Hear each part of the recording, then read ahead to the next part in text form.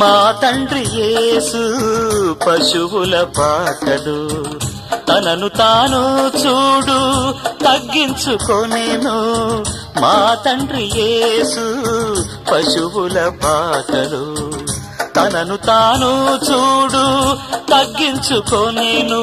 కుమారుడు క్రీస్తు ఒలివల తోటలో, కుమారుడు క్రీస్తు ఒలివల తోటలో మోకాళ్ళ కన్నీళ్ళ ప్రార్థించే చూడు.